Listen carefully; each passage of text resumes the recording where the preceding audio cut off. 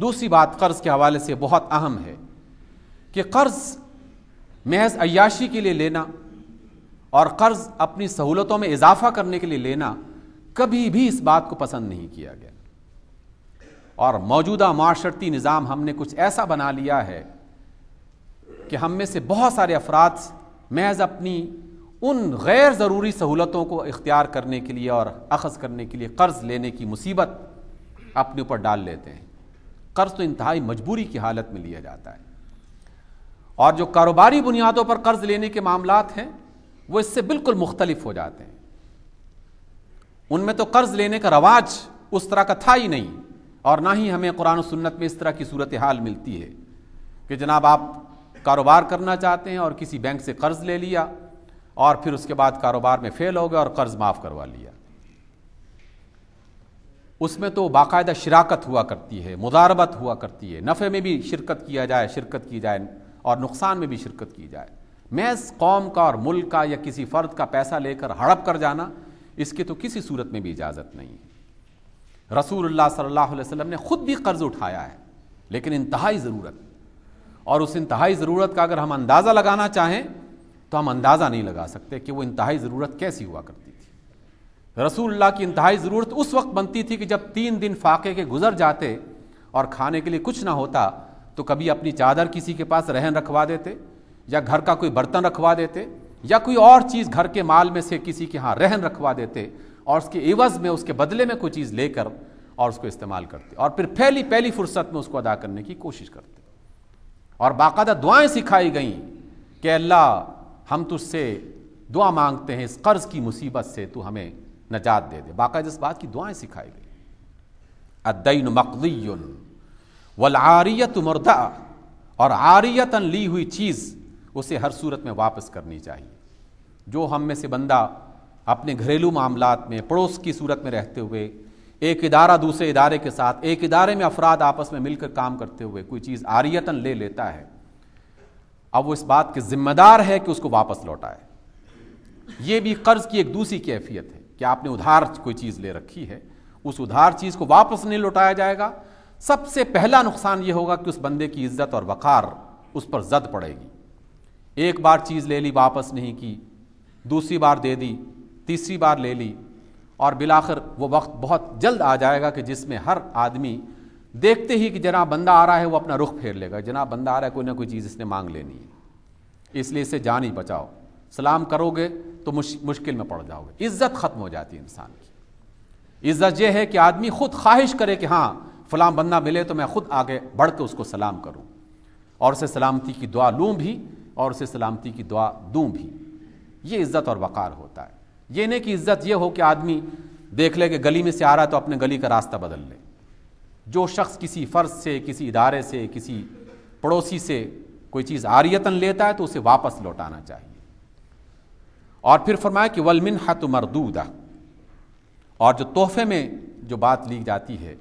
تو اس تحفے کا بدل بھی ہونا چاہیے۔ اور تحفے کے حوالے سے دیکھیے اللہ کے رسول کیسی چھوٹی چھوٹی باتیں،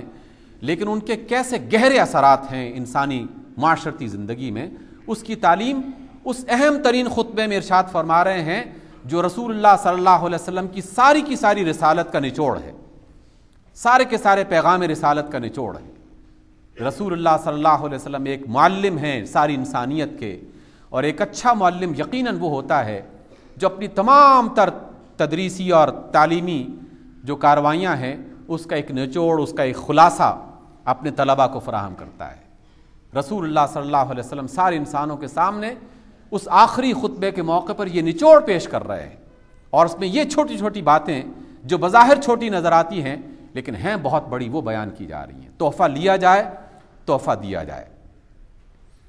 اور اسلام آباد والے تو خصوصی طور پہ اس مرض میں مبتلا ہو چکے ہیں ہم سب لوگ، کہ جس میں ایک بالکل آرٹیفیشل زندگی ہم لوگ بسر کر رہے ہیں۔ پڑوسی کے بارے میں جانتا نہیں ہے، نہ صرف جانتا نہیں ہے بلکہ جاننا پسند بھی نہیں کرتا۔ اگر کوئی شخص سلام کے طور پر کسی کے ہاں کوئی چیز بھیج بھی دیتا ہے تو اول تو لینے سے انکار کر لیتے ہیں، اور 10 سوال کرتے ہیں بھی ہاں کیا مسئلہ کیا ہے، کس لیے بھیجا گیا ہے، اور پھر 10 طرح کے شکوک پیدا ہوتے ہیں کہ پتہ نہیں کیا غرض ہے، اس کے پیچھے اس کا مطلب کیا ہو سکتا ہے۔ آپس میں ایک دوسرے کو بالکل نہیں جانتے۔ اور جہاں تحفے کی بات ہوتی ہے تو وہاں ایک دوسرا رواج ہمارے ہاں شروع ہو چکا ہے، اور وہ یہ ہے کہ جناب بڑے آفیسر صاحب ہیں، ہمارے باس ہیں، ہمارے ادارے کے سربراہ ہیں، جب بھی کوئی عید شبرات اور اس طرح کے موقع آتے ہیں، رمضان، سب سے پہلا تحفہ ان کے گھر میں جاتا ہے۔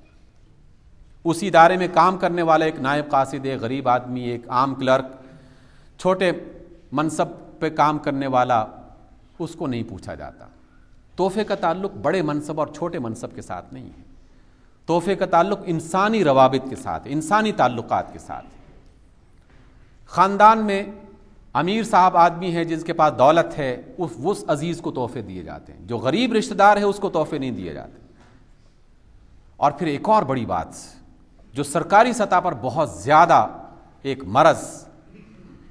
اور یہ مرض ہر دور میں کسی نہ کسی طریقے سے رہا ہے، اور رسول اللہ صلی اللہ علیہ وسلم نے بالکل ابتدائی زمانے میں اس کی بے کنی کر دی۔ یمن میں ایک شخص کو بھیجا والی بنا کر، اور والی صاحب جو ہے کچھ عرصے کے بعد واپس آئے اور کہا کہ یہ وہاں کے لوگوں نے حکومت کے حوالے سے یہ پیسے دیے تھے، یہ مال دیا تھا، یہ فلاں چیزیں دی تھی، لیکن یہ تحفے ہیں جو مجھے شخصی طور پر پسند کی بنیاد، لوگ محبت کرتے تھے، تحفے دے دیے، اور یہ تحفے اس کے ہیں، یہ تحفے میرے ہیں، یعنی یہ تحفے مجھے دیے گئے ہیں، اور یہ تحفے اس ادارے کو یا اس حکومت کو دیے گئے ہیں جس میں باقاعدہ مدد کی کوئی صورت ملتی ہے۔ رسول اللہ صلی اللہ علیہ وسلم کا جملہ سنیے، آپ علیہ السلام نے کیا تعلیم دی؟ آپ نے فرمایا اس والی کو کہ تم اگر گھر میں بیٹھے ہوتے تو کیا یہ لوگ پھر بھی تمہیں اسی طرح کے تحفے دیتے؟ تم وہاں پر ایک سرکاری نمائندے کے طور پر وہاں پر گئے تھے، اور تمہارے پاس ایک اختیار تھا، لوگوں نے جو تحفے دیے وہ ایک اختیار کی بنیاد پر تمہیں دیے ہیں۔ تم اگر اپنی ماں کے گھٹنے کے پاس بیٹھے ہوتے تو کون تمہیں جانتا کہ تم والی ہو یمن کے، اور پھر تمہیں تحفے دیے جاتے۔ اور ہمارے ہاں صورتحال کچھ اسی طرح کی ہے کہ جس کے ساتھ کوئی مفاد وابستہ ہے، تحفوں کا تبادلہ اس فرد کے ساتھ کیا جاتا ہے، حالانکہ تحفے کا تعلق مفاد کے ساتھ نہیں ہے، تحفے کا تعلق محبت کے ساتھ ہے، انسانیت کے ساتھ ہے۔ تحفے دیا جائیں محبت کی بنیاد پر، انسانیت کی بنیاد پر۔ مفاد کی بنیاد پر جو تحفہ دیا جاتا ہے وہ رشوت ہوتی ہے، اور اس رشوت کا نام اگر تحفہ رکھ دیا جائے تو تب بھی وہ رشوت ہی رہے گی، تحفہ نہیں بنے گا وہ۔ اس لیے کسی بھی فرد کو جو سرکاری کسی منصب پر موجود ہے یا کسی ادارے کی سربراہی اس کے پاس موجود ہے، اور اس کے نیچے کام کرنے والا، اس کا کوئی کام اس کے ہاں پھنسا ہوا ہے، اس موقع پر اگر اسے کوئی تحفہ دیتا ہے تو سمجھ لینا چاہیے کہ اب یہ تحفہ نہیں ہے۔ ہاں، ایک عام معاملات چل رہے ہیں جس میں کوئی کسی کا محتاج نہیں ہے، اور اس موقع پر وہ ایک دوسرے کو تحفہ دے رہے ہیں، تو بدلے میں پھر اسے بھی فوری طور پر تحفہ دینے کی کوشش کرنی چاہیے۔ اور بالکل یہی صورتحال ان تمام پیروں اور مرشدوں اور علماء اور مفتیان کی بھی ہے کہ جن کے پاس لوگ عقیدت کے ساتھ جاتے ہیں اور تحفہ پیش کرتے ہیں، تو ان مفتیان کے لیے بھی یہی فتویٰ ہے رسول اللہ صلی اللہ علیہ وسلم کا کہ تحفہ انسانی رشتوں کی بنیاد پر، تعلق کی بنیاد پر ہوتا ہے۔ تحفہ لیا جائے تو اس کا واپس بھی محبت کا اظہار ہونا چاہیے۔ اور سرکاری سطح پر جو بندہ موجود ہو کسی منصب پر، اسے تو کسی ایسے فرد سے قطعاً کوئی چیز وصول نہیں کرنی چاہیے جس کا کام اس کے ہاں پھنسا ہوا ہے۔ اگر وہ اس حالت میں اس سے پیسے لے گا تو یقیناً یہ پیسہ، یہ تحفہ اس کی طرف سے ایک رشوت کی کیفیت بن جائے گی۔ رسول اللہ صلی اللہ علیہ وسلم نے ہمیں ایک بہتر زندگی گزارنے کا طریقہ بتایا ہے، ہماری چھوٹی چھوٹی باتوں کا خیال رکھا ہے۔ اس سے خوبصورت بات اور کوئی نہیں ہو سکتی کہ رسول اللہ صلی اللہ علیہ وسلم نے ہمیں انسان تصور کرتے ہوئے ہماری تمام ضروریات کا خیال رکھا ہے، اور پسند کیا ہے کہ جو مجھے پسند ہے وہی سارے کے ساری انسانیت کے لیے بھی پسند ہونا چاہیے۔ اللہ تعالیٰ سے دعا کرنی چاہیے کہ رسول اللہ صلی اللہ علیہ وسلم کی وہ تعلیمات جو ہماری انفرادی زندگی اور معاشرتی زندگی